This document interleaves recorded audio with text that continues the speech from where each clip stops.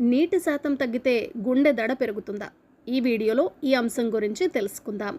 Hi hello welcome back to TV21 the better choice. నేను మీ పుష్ప. భావోద్వేగాలు, శారీరక శ్రమ, వ్యాయామం, కెఫిన్ వంటివి గుండె దడకు దారితీస్తాయని మనకు ముందే తెలిసిందే. ఇవి మాత్రమే కాదు, ఒంట్లో నీటి శాతం తగ్గినా కూడా గుండె దడ పుడుతుంది.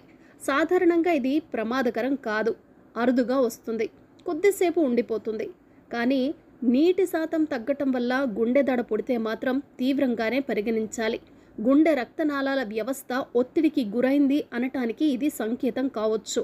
గుండె దడకు నీటి శాతం తగ్గటానికి మధ్య సంబంధం ప్రధానంగా శరీరంలోని ద్రవాల మోతాదుతోనే ముడిపడి ఉంటుంది. నీటి శాతం తగ్గితే రక్తం పరిమాణం తగ్గుతుంది. గుండె కండర వ్యాకోచ సంకోచాలకు అవసరమైనంత మేర పీడనం లభించదు. దీన్ని భర్తీ చేసుకోవటానికి గుండె మరింత వేగంగా కొట్టుకుంటుంది. రక్తాన్ని పంప్ చేయటానికి ఎక్కువ కష్టపడాల్సి వస్తుంది. ఇలాంటి పరిస్థితుల్లో తేలికపాటి వ్యాయామం, శారీరక శ్రమ చేసినా గుండె వేగం మరింత ఎక్కువవుతుంది. నీటి శాతం తగ్గటం వల్ల ఎలక్ట్రోలైట్ల సమతుల్యత కూడా అస్తవ్యస్తమవుతుంది.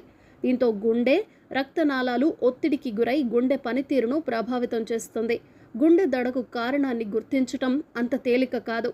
కానీ నీటి శాతం తగ్గటం కారణమవుతూ ఉంటే మాత్రం కొన్ని లక్షణాలతో గుర్తించవచ్చు.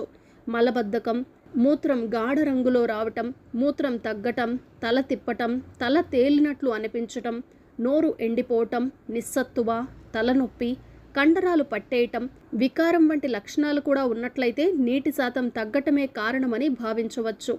నీటి శాతం కాస్త తగ్గితే నీరు తాగితే వెంటనే కుదురుకుంటుంది. ఒకవేళ వ్యాయామం, వాంతులు, విరేచనాలతో నీటి శాతం తగ్గితే ORS పొడిని కలిపి తాగటం మంచిదే. అలాగే కెఫిన్, మద్యం, పొగాకు వంటి వాటికి దూరంగా ఉండాలి.